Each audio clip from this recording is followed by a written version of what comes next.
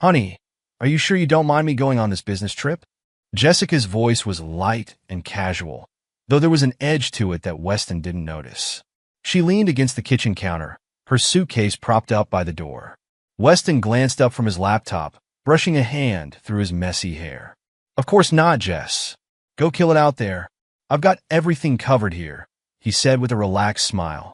He closed the lid of his laptop and stood, walking over to her. Just don't forget to bring me back one of those local chocolates you always rave about. Jessica chuckled, her eyes briefly darting to her phone on the counter before meeting his gaze. You're the best, Weston. Always so thoughtful. She stepped closer and let him plant a kiss on her forehead, her hands resting lightly on his chest. You better, he teased, stepping back and giving her a mock-serious look. I'll hold you to it. Jessica smiled again, picking up her phone and slipping it into her handbag. I'll call you once I get there, she said, adjusting the strap of her bag and glancing at the clock. I should get going. Traffic to the airport's probably crazy. Yeah, don't want to miss your flight. Drive safe, Weston said, following her to the door. He grabbed her suitcase and rolled it out to the car for her. Jessica opened the driver's side door and paused, looking at him. Thanks for always being so supportive, Weston, she said softly, her expression unreadable for a moment. Not everyone's husband would be so understanding about their wife traveling so much. Weston shrugged, brushing off the compliment. We're a team, Jess. That's what marriage is about, right? Jessica nodded, her smile tightening slightly. Right? She climbed into the car, started the engine, and rolled down the window. I'll see you in a few days, she said, waving as the car backed out of the driveway. Weston waved back, standing in the doorway until her car disappeared down the street. Inside, Weston returned to his laptop, his thoughts already shifting to the work he'd planned for the evening. He wasn't a man who doubted easily, and his trust in Jessica had been unwavering since the day they met. She'd always been ambitious, her career demanding frequent travel and late nights. Weston had never questioned it. He admired her drive and took pride in her success. As he worked, his phone buzzed on the desk. A text from Jessica lit up the screen. Boarding soon. Love you. Weston smiled, typing back a quick reply. Love you too. Have a safe flight. He placed the phone down and turned back to his laptop, his mind clear of any suspicions.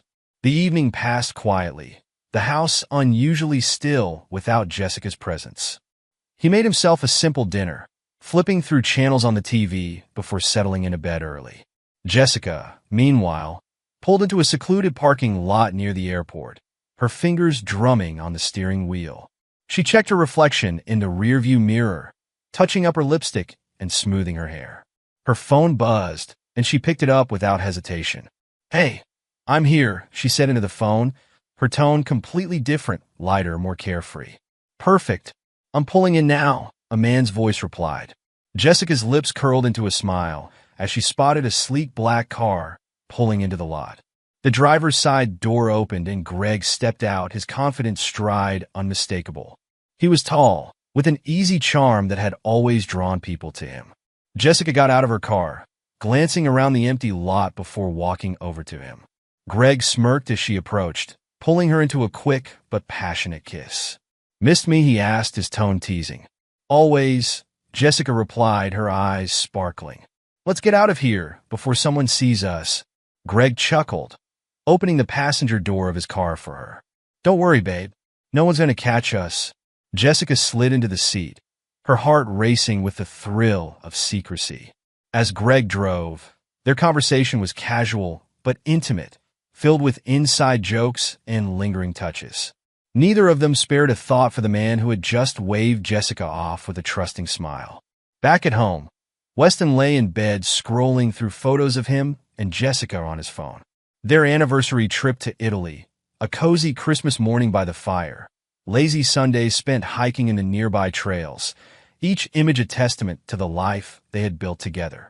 He set the phone down on the nightstand, sighing contentedly. Good night, Jess, he murmured into the dark room, unaware of how far she truly was from him, in every way that mattered. Weston was in his home office later that evening, surrounded by the comforting hum of his computer and the faint ticking of the clock on the wall. He was reviewing spreadsheets when his phone buzzed on the desk. He glanced at the screen. It was Jessica. A smile spread across his face as he picked up. "Hey, Jess. Miss me already?" There was silence. At first, Weston thought the call had dropped, but then he heard muffled voices. He frowned, pulling the phone closer to his ear. "Hello? Jess? Are you there?" he said, his voice tinged with confusion. The muffled voices grew clearer. A man's voice spoke, low and smug. "Your husband really thinks you're working? What an idiot." Weston's heart stopped, his body stiffening. That voice was unmistakable. Greg, his best friend. "That clueless loser is paying for everything while you enjoy my Big Johnson," Greg added, his tone dripping with arrogance. The words hit Weston like a punch to the gut. He froze, his breath caught in his chest. Then Jessica's laughter rang out, sharp and cruel. "He's too dumb to realize I've checked out of the marriage a long time ago," she said, her voice devoid of the warmth Weston had known for years. "Don't bother mentioning him now. He makes me puke." Weston's hand trembled, his knuckles whitening as he gripped the phone. His stomach churned, disbelief and anger warring within him. He wanted to yell, to demand answers, but his voice wouldn't come. The call abruptly ended, leaving him staring at the screen, the call disconnected message glowing like a cruel taunt. Weston sat in silence, the phone still in his hand. His mind raced, replaying the conversation over and over. Had he really heard what he thought he heard? Jessica, Greg, together, talking about him like he was a joke. He stood abruptly, the chair scraping against the floor. His heart pounded in his chest as he paced the room.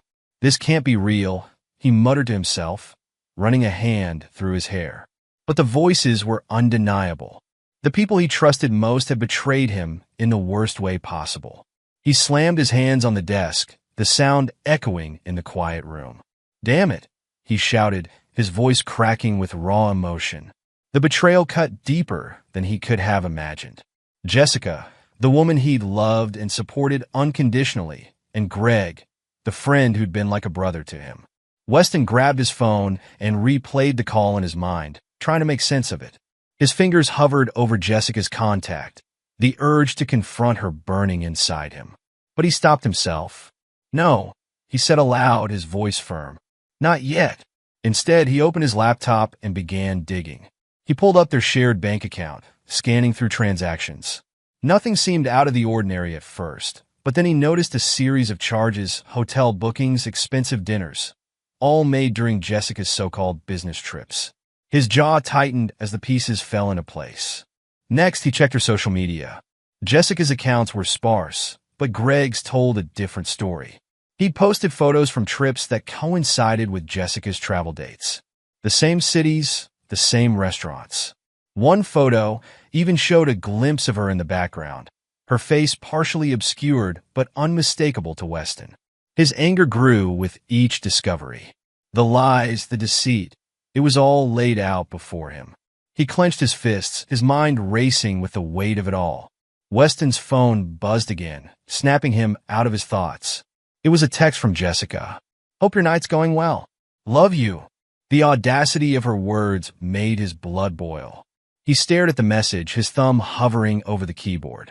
100 responses ran through his mind, each one more venomous than the last. But he didn't reply. Instead, he set the phone down and took a deep breath. He needed a plan. Confronting her in the heat of the moment would accomplish nothing. He wanted answers, yes, but more than that, he wanted justice. He wanted her and Greg to feel the weight of their actions, to understand the depth of the pain they caused. Weston spent the next hour methodically gathering evidence. He saved screenshots of Greg's posts, downloaded bank statements, and documented everything he'd found. As he worked, his anger transformed into a cold, calculated determination. They thought they'd gotten away with it, but they were wrong. By the time he finished, it was past midnight. Weston sat back in his chair, exhaustion tugging at him, but sleep was the last thing on his mind. He stared at the evidence spread out before him, his resolve solidifying. "You've messed with the wrong man," he muttered, his voice low but steady. Weston didn't sleep that night. By the time the first rays of dawn broke through the blinds, he had meticulously mapped out his plan. The initial sting of betrayal had dulled, replaced by a cold, steely resolve. He wasn't going to lash out blindly. No, Weston wanted his actions to be precise, calculated, devastating. The next morning, Weston's demeanor was calm, almost eerily so. He went about his usual routine, making coffee and checking emails, as if nothing had happened. But beneath the surface, his mind was a whirlwind of plans and emotions. Jessica called around noon, her voice cheerful. "Hey babe, just checking in. How's everything?" "Good," Weston replied evenly. "How's the trip?" "Busy as always," she said with a light laugh. "You know how it is?" "Yeah, I do," he said, his tone neutral. "Make sure to take some time for yourself." "I will." "Love you," she said before hanging up. Weston set the phone down, his jaw tightening. The ease with which she lied to him was staggering. But he didn't let it show. He had a role to play, and he intended to play it perfectly. "This isn't over," he said to himself, his voice filled with quiet determination. Not by a long shot. The first order of business was packing Jessica's belongings. He moved methodically through the house, starting in the bedroom. Her clothes were folded neatly into suitcases, her toiletries packed into a box. Even their wedding album, which she had shoved to the back of the closet months ago, went into the pile. As he worked, flashes of their life together surfaced in his mind. Their wedding day, lazy Sundays on the couch, their whispered plans for the future. Each memory felt like a blade twisting in his chest, but he pushed the emotions aside. "She doesn't deserve my tears," he muttered under his breath as he sealed the last box with tape. Next, Weston called a courier service. "I need these items delivered to this address," he said, reading off Greg's home address. The woman on the other end confirmed the pickup time, and Weston hung up without another word. He scribbled a note to include with the delivery. "She's your problem now. Enjoy." Placing the note on top of the pile, Weston couldn't help but let out a bitter laugh. It was petty perhaps, but satisfying. After the courier left with Jessica's belongings, Weston sat at the kitchen table with his laptop open. He dialed Olivia, his lawyer, a sharp and efficient woman he'd worked with during a property dispute years ago. "Weston," Olivia's voice was brisk. "What's going on?" "Olivia, I need your help. I'm filing for divorce and a restraining order." His voice was calm, but there was an undercurrent of restrained fury. There was a pause on the other end. "Infidelity?" she asked, her tone softening slightly. "Yes, my wife," and he hesitated, the words catching in his throat. "And my best friend." "I'm sorry, Weston," Olivia said sincerely. "Let's start with the basics. Do you have evidence?" "Plenty. Text messages, financial records, even photos," Weston replied, opening a folder on his laptop where he'd saved everything. "Good. We'll hit them hard." "People like this deserve no mercy," Olivia said, her voice steely. "I'll draft the documents and send them over for your signature. Do you want to file for sole ownership of the house?" "Yes," Weston said without hesitation. "It's in my name anyway. She can go live with Greg." They discussed the next steps in detail. By the time Weston ended the call, he felt a sense of clarity. The wheels were in motion. That afternoon, Weston walked into his local bank branch. He approached the counter and asked to speak with a manager. After a short wait, he was ushered into a small office. "How can I help you today?" the manager asked, smiling politely. "I need to freeze all joint accounts," Weston said. Immediately, the manager's eyebrows rose slightly, but he nodded. "Of course. May I ask the reason?" "Divorce," Weston said bluntly. "And I'd like to transfer my direct deposit to a separate account." The manager nodded again, tapping on his keyboard. Within minutes, the accounts were frozen, and Weston had opened a new account in his name only. He left the bank feeling lighter, as if shedding a weight he hadn't realized he was carrying. By evening, Weston was ready for the final step. He sat at his desk and typed out a letter to Jessica. "Jessica, by now, you've probably realized that your belongings are no longer at the house. I've sent them to Greg's address. It's where you belong. I know everything. The lies, the betrayal, the mocking laughter behind my back. You've made it clear how little you think of me, so let me make this clear in return. We're done. Don't contact me. Any communication will go through my lawyer. The divorce papers are on their way. Goodbye, Jessica." "Weston," He printed the letter and placed it in an envelope, sealing it with a decisive press. He set it on the counter where Jessica would see it immediately upon her return. That night, Weston sat on the couch with a glass of whiskey in hand. The house was eerily quiet, but for the first time, he welcomed the solitude. His phone buzzed with a text from an old college friend, Tom. "Hey man, long time no talk. Let's catch up soon." Weston stared at the message for a moment before typing back. "Definitely. Let me know when you're free." As he set the phone down, he realized he felt something he hadn't expected. Hope. The betrayal had shattered his world, but now he saw a chance to rebuild. He wasn't sure what the future held, but one thing was certain. He was done being anyone's fool. Jessica returned home 3 days later, luggage in hand, exhausted but satisfied after what she thought had been a relaxing getaway. As she stepped onto the porch, her first sign of trouble was the key. It didn't fit. She tried again, jiggling it with increasing frustration. Finally, she leaned on the doorbell, pressing it repeatedly. "What the hell?" she muttered under her breath. She dug out her phone and dialed Weston's number.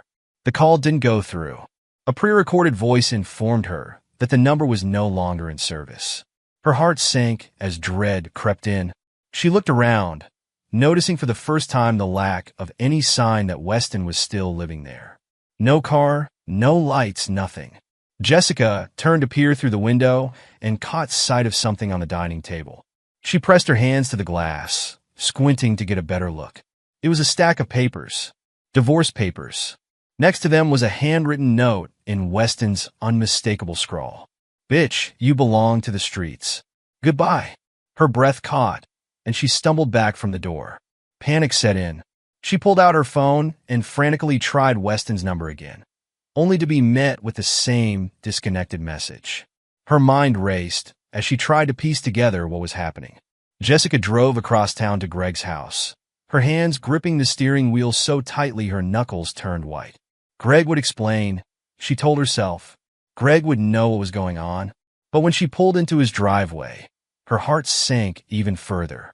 Her belongings were there, scattered across the pavement in no discernible order.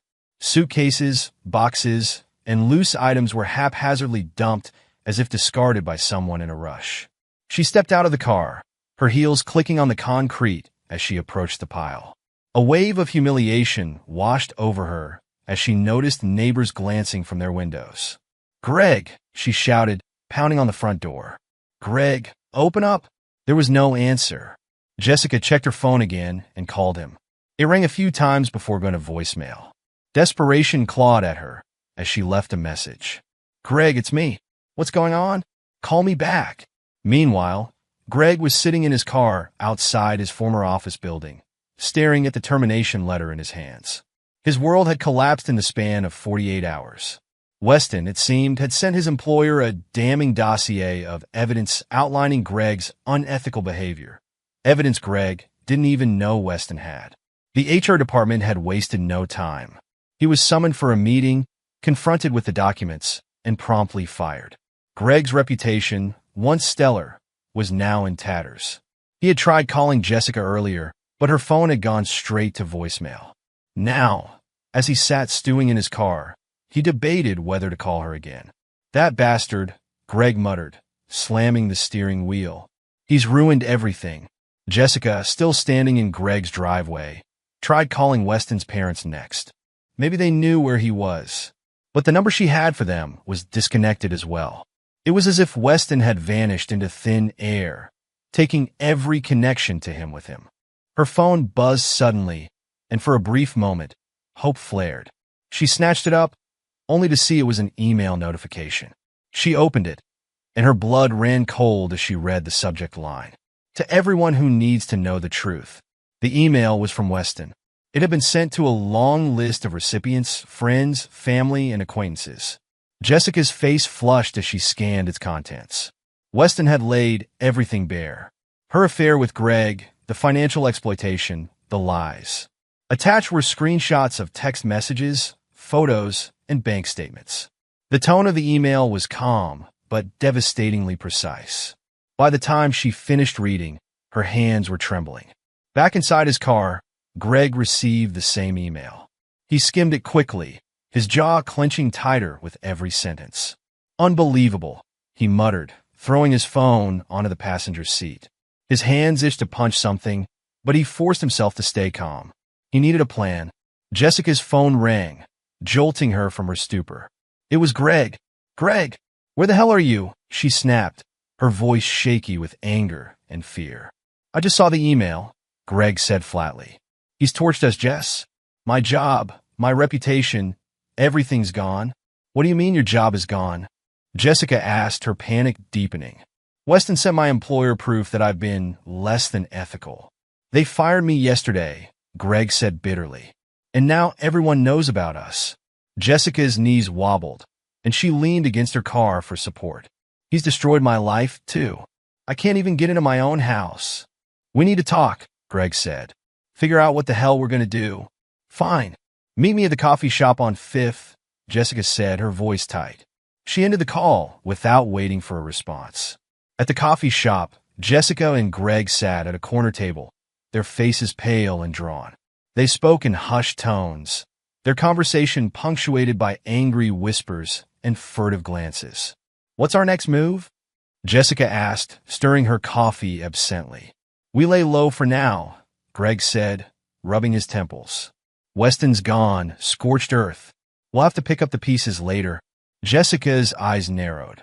He can't get away with this. Greg looked at her sharply. What are you going to do? Sue him? After what we did? We have no leg to stand on, Jess. We're screwed. She glared at him, but didn't respond. The realization that Greg was right settled over her like a heavy weight. For the first time, she wondered if she had underestimated Weston. Weston, meanwhile, was far from the chaos he had orchestrated. He had rented a small cabin in the mountains, disconnected from the grid. His days were peaceful, spent hiking and reflecting. He didn't feel victorious, not yet. But there was a sense of closure knowing that Jessica and Greg were finally reaping the consequences of their actions. Weeks passed after Jessica's heart-wrenching fall from grace. What she had once viewed as a carefree existence had become a nightmare. Her world had crumbled piece by piece as Weston drifted away from her life. The lies, the betrayal, the laughter, it all came crashing down. And now, she was left with nothing.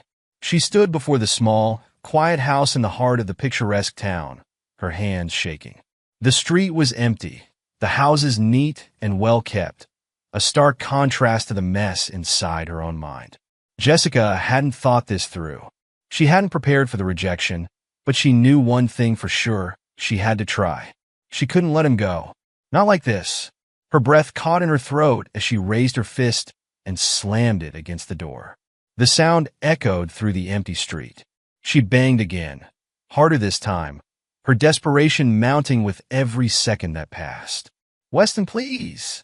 I made a mistake. I'm sorry. Her voice cracked, the mascara streaking down her face as her eyes filled with tears. She didn't care anymore. There was no pride left to protect, only the burning desire to fix what she had destroyed. The door creaked open, and there he was, Weston, standing in the doorway. His posture was stiff, his face unreadable. He looked different, hardened. The soft man she once knew was gone, replaced by someone colder, someone who had learned to shut off the world that used to matter to him. Sorry. His voice was low, almost mocking. You're sorry now that Greg's kicked you to the curb? You weren't sorry when you were laughing at me, when you thought I didn't know what you were doing behind my back. Jessica gasped. She opened her mouth to explain, but her words tangled in her throat. The shame of it all clung to her like a heavy blanket. She dropped her gaze, unwilling to meet his eyes. It wasn't like that, she said, her voice shaking. She wiped the tears away, her hands trembling. Please, Weston. I was confused. I made a mistake, and I hate myself for it. But I've learned. I swear I have. I want to fix this. I'll do anything. Just give me a chance. Weston's eyes hardened. He took a step back, his stance still firm, unyielding. His lips curled into a bitter smile that didn't reach his eyes. Fix this? Jess, the only thing I'm fixing is my life without you. And trust me, it's a hell of a lot better. She felt the words hit her like a slap. Her chest tightened, her breath quickened. She couldn't lose him. Not like this. Not after everything. She took a step forward, but he didn't budge. She could see the distance between them now, not just physically but emotionally too. "Please," she whispered, her voice barely audible. She reached out a hand toward him, but he didn't move. "Please, Weston, I love you. I need you. Can't you see that? Can't you see how much I've changed?" Weston shook his head. "You think you can just walk in here and turn everything around with a few empty words? After everything you did? After everything you put me through?" Jessica felt her heart shatter.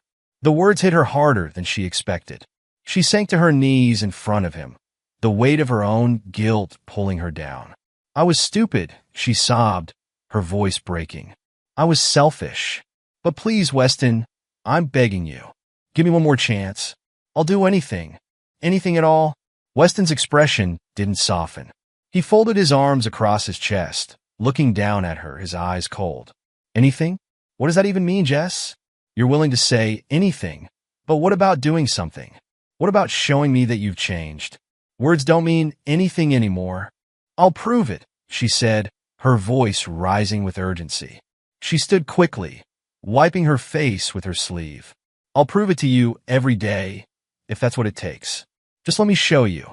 Please." Weston stepped back, his gaze never leaving hers.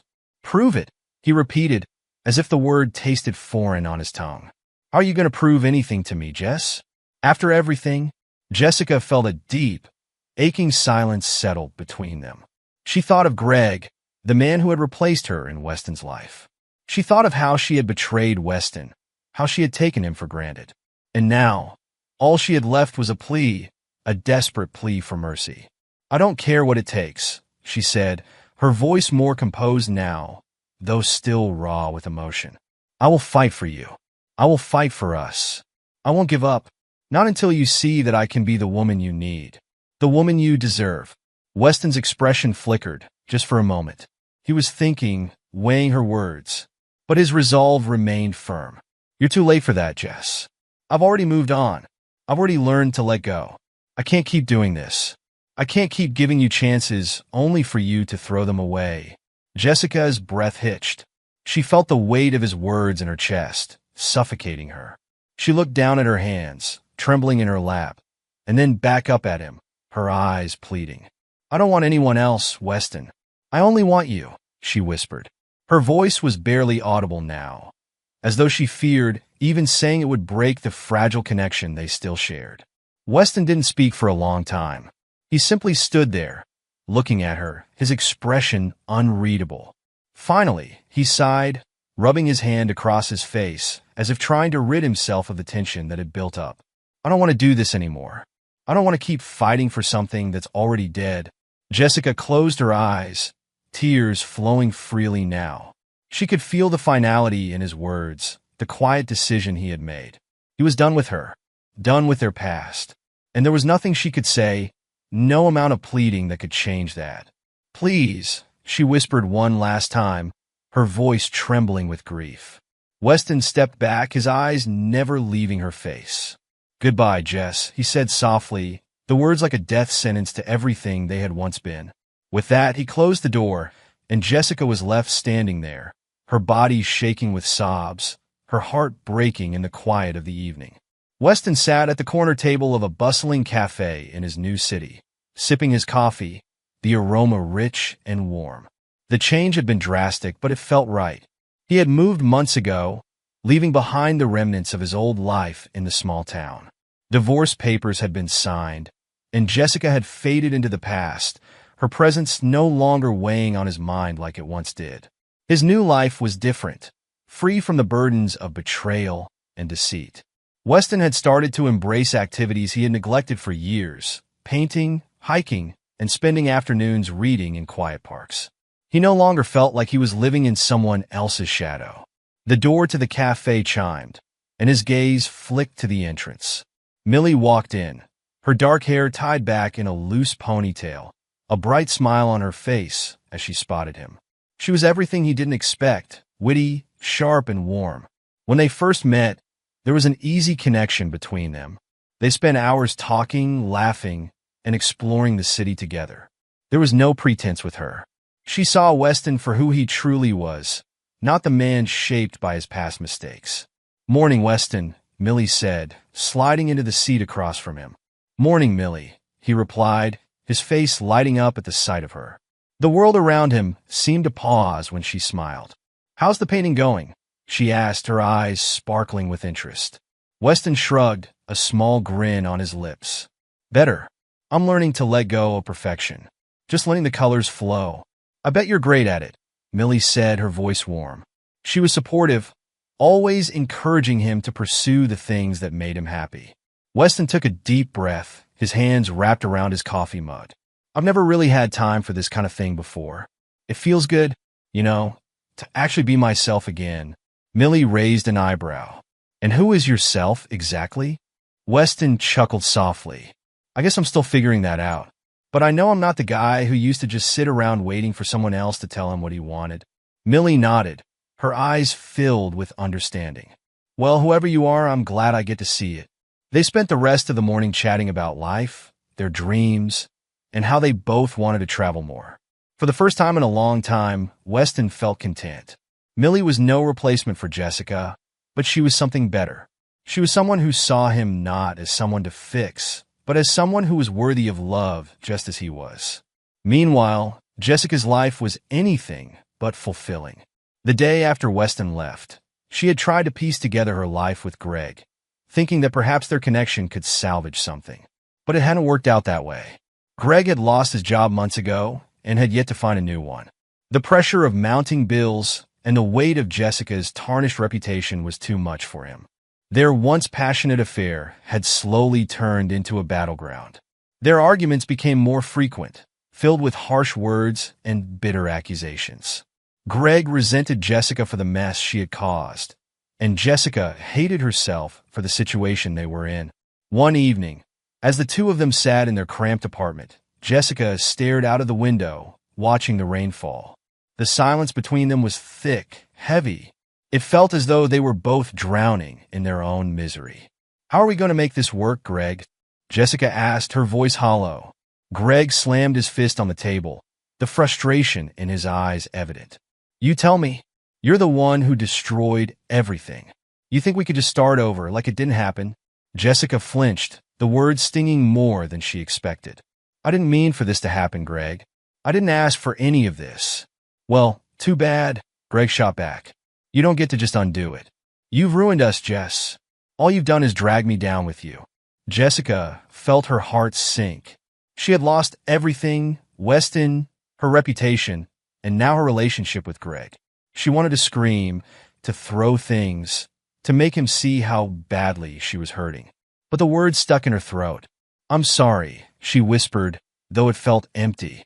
It had always felt empty, saying those words to him, to Weston. Greg scoffed. "Sorry doesn't fix anything. It's just a word, and frankly, I'm tired of hearing it." He stood abruptly, pushing his chair back, so hard it clattered to the floor. "I need a drink." Jessica sat there, her hands shaking. She had no idea how she had gotten here. When she had first left Weston, she had believed that Greg would be her solution, her escape from the wreckage of her life. But Greg was just another anchor dragging her down. And now, even he was slipping away. She pulled her knees up to her chest and buried her face in her hands, feeling the weight of her mistakes crushing her. Days blurred into weeks. The tension between Jessica and Greg escalated as their financial problems deepened. They fought constantly over money, over the future, over everything. Greg was bitter and angry, and Jessica was empty. Her attempts at fixing things only made them worse. She had nowhere to turn, no one to lean on. One night, after another argument that had ended with Greg storming out of the apartment, Jessica found herself sitting on the couch, staring at the phone in her hand. She hesitated, then dialed a number she hadn't thought of in months. The call connected, and she heard the familiar voice on the other end. "Weston." There was a long pause. "Jessica." Her throat tightened. She couldn't find the words she needed. I need help. I don't know what to do anymore." Weston's voice was calm, but she could hear the coolness in it. "I'm sorry, Jess. I don't think I can help you. I know I messed up, but I'm not asking for anything from you. I just need someone to tell me how to fix this," she said, her voice breaking. There was another long silence, and then Weston spoke, his tone softer. "You have to fix it on your own, Jess. No one could do that for you. Not me, not Greg, not anyone. You have to take responsibility for what you've done. Jessica's breath hitched as she felt the weight of his words.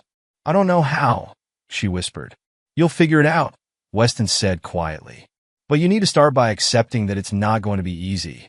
You can't undo what's been done. All you can do is move forward, even if you don't know where that road leads. And with that, the call ended. For a long time, Jessica just sat there, staring at the phone. Her world had fallen apart, but maybe, just maybe, this was the start of something new.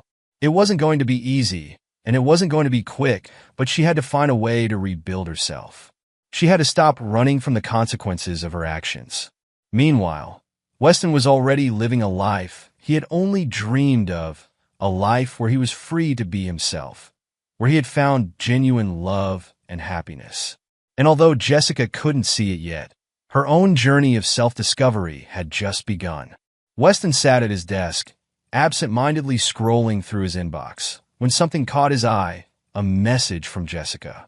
His stomach twisted as he hovered over the subject line, but he clicked it anyway. There was no anger anymore, just a detached curiosity. After all, it had been months since their last encounter, months since she'd tried to win him back, and months since he'd erased her from his life. Yet somehow, she had found a way to re-enter his world. The email opened, the words stark against the white background. Weston's fingers hovered over the keyboard, poised to delete it, but something stopped him. He wasn't sure what. Maybe it was the slight hesitation he still felt when thinking about her. Or maybe it was just the curiosity about what she had to say now. He began to read. Subject: I owe you the truth, Weston. I don't expect this email to change anything between us. I don't expect forgiveness, but I owe you this much. I owe you the truth. When we were together, I wasn't the person you thought I was. I wasn't the woman you loved. I was lost, miserable, insecure, and completely terrified of what I had become. I was so desperate for validation, for attention, for something that made me feel worthy, that I projected my unhappiness onto you. I made you feel like you weren't enough when, in reality, I was the one who wasn't enough for myself. I sought comfort in Greg because he made me feel something, anything, that resembled the affection I thought I deserved. It was never about him. It was never about us. It was about me running from the mess I had become. I know now that I used you, and for that, I'm sorry. I wish you the best, Weston. You deserve someone who sees you clearly, who loves you without trying to fix her own broken pieces through you. I hope you find that person. You have every right to move on, and I understand if you never want to hear from me again. But I needed to tell you the truth. Take care, Jessica. Weston sat back in his chair, the words lingering in his mind. He hadn't expected that. He hadn't expected her to be honest, to lay bare the reasons behind her actions with such rawness. For a moment, the anger he had carried for so long faded. He realized that he wasn't mad at her anymore, not like he had been during those first few weeks after the divorce. She wasn't the same woman anymore. Maybe she never had been. He closed his eyes, letting the weight of her confession settle in his chest. She wasn't asking for redemption, nor was she looking for a way back into his life. She was simply acknowledging the past and her own flaws.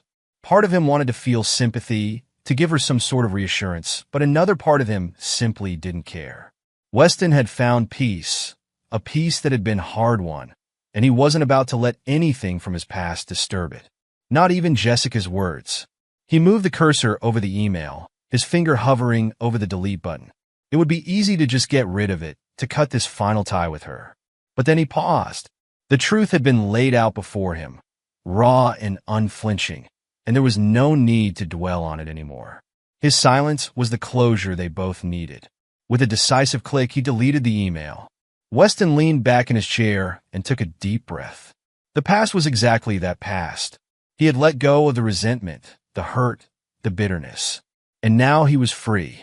He stood up from the desk, stretched, and walked to the window, looking out at the bustling city below. Life continued, and so did he. He had built something new, something real. And in that moment, with the morning light streaming through the window, he realized how far he had come. The man he was now was nothing like the man who had been left broken by Jessica's betrayal. He was someone better, someone who had learned to value himself without needing someone else to define him. Meanwhile, across town, Jessica sat in the dim light of her apartment, the email she had sent now just a part of the past. She leaned back in her chair, staring at the screen, waiting for a response that would never come. At first, she had imagined Weston would reply, perhaps with forgiveness, or even just a few words of closure. But deep down, she knew better. She had burned that bridge long ago. She had betrayed the man who had once loved her, and no words could undo the damage. Still, there was a sense of relief in knowing that she had finally confessed, that she had stopped lying to herself about her own flaws. For so long, she had tried to bury her insecurities, to project an image of confidence that wasn't real. Now, she was left alone with the truth. Her phone buzzed, breaking the silence. She glanced down, seeing a message from Greg. He had been quiet for days, his own frustrations simmering beneath the surface. He had not handled the pressure of their financial problems well, and now the tension between them was palpable. She opened the message. "Greg, where's the rent money? This is getting ridiculous. I'm trying, but you're not making it easier." Jessica sighed, rubbing her temples. It was the same thing over and over. The strain of their relationship was wearing her down. She wanted to tell him she was sorry for everything, that she didn't know how they had gotten here. But the words stuck in her throat. She didn't know how to fix it anymore. The truth was that she hadn't just been running from her insecurities, she had been running from herself. And in the process, she had hurt the one person who had truly cared for her. She looked back at the email she had sent to Weston, her hands trembling slightly. It was done. There was no going back. She had told him everything she needed to, and now she would have to live with the consequences. She closed the laptop, stood up, and walked over to the window.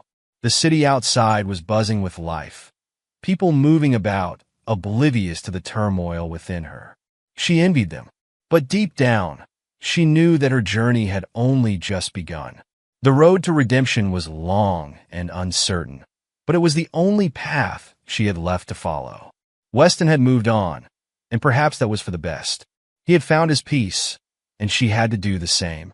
The past couldn't be changed, but the future, her future, was still in her hands. And for the first time in a long while, Jessica felt a flicker of hope. The evening air was cool, and the sky stretched wide above Weston and Millie as they sat on the porch, the sun casting its last golden rays over the horizon.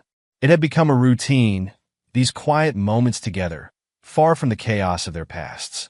As Weston leaned back in the chair, the weight of his life's transformation settled over him. He wasn't the same man who had once agonized over the loss of Jessica. Time had healed the wounds, and the love he now shared with Millie was grounded in something real, something that had taken time to build. Millie shifted beside him, her legs tucked underneath her as she sipped from her mug of tea.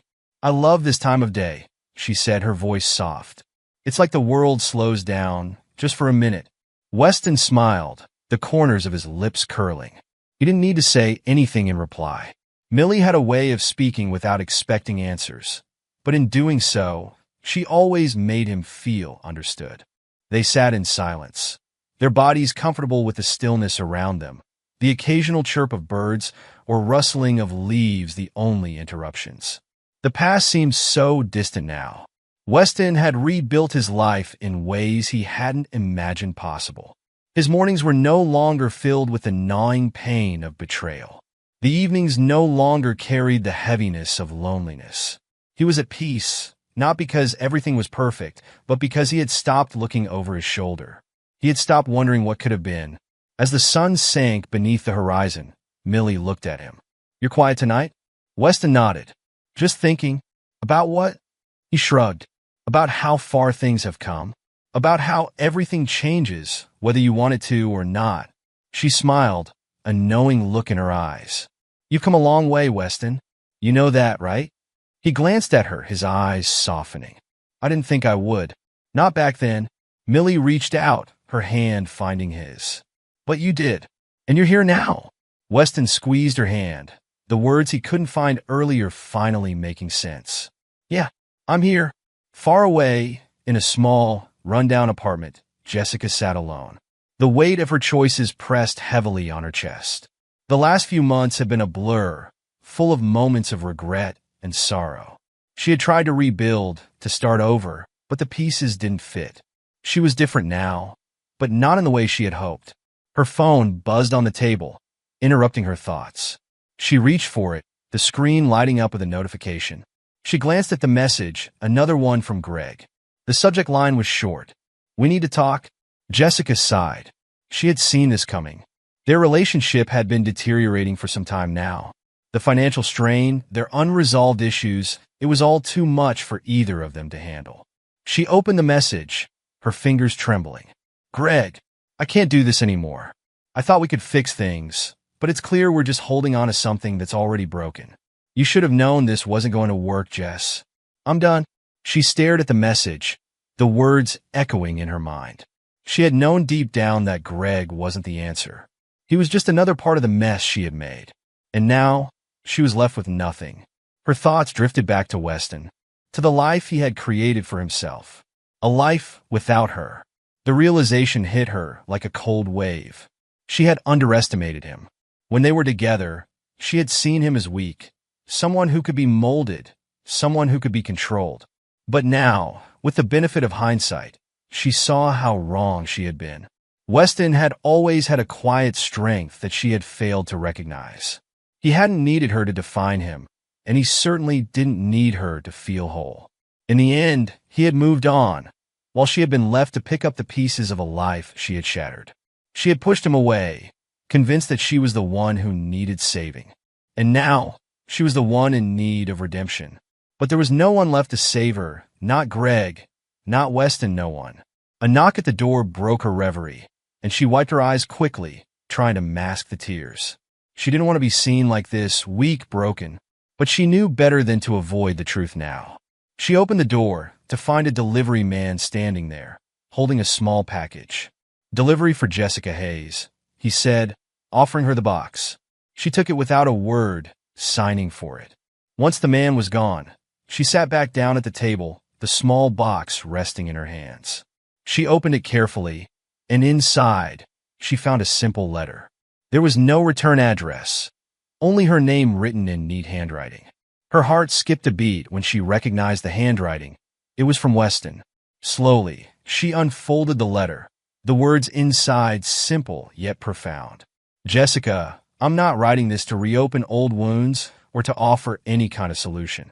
I've found peace, and I want you to know that I'm not angry with you anymore. I hope, one day, you can find that peace too. We've both made choices we can't take back. But I'm not looking back, and I don't think you should either. What you do with your life from here on out is up to you. You have the power to make it something different. Take care of yourself. Weston." The letter was brief, but it carried weight. Jessica let out a breath she didn't know she had been holding. There was no anger in his words, no bitterness, only a quiet sense of closure that she hadn't expected. It was clear that Weston had moved on, and in a way, that was the most vindicating thing he could have offered her. He had found peace, and she had to find hers on her own. Back on the porch, Weston sat with Millie, watching as the stars began to appear in the darkening sky. The world felt so different from the place he had been just a few years ago. He had been lost then, full of hurt, full of resentment, but now he was whole. He was finally the person he had always wanted to be, free from the ghosts of the past. Millie squeezed his hand again, a smile tugging at her lips. "You okay?" she asked, her voice gentle. Weston turned to look at her, his expression peaceful. "Yeah," he said quietly. "I'm okay." And for the first time in a long while, he didn't feel the need to look back. The past had shaped him, yes, but it no longer defined him.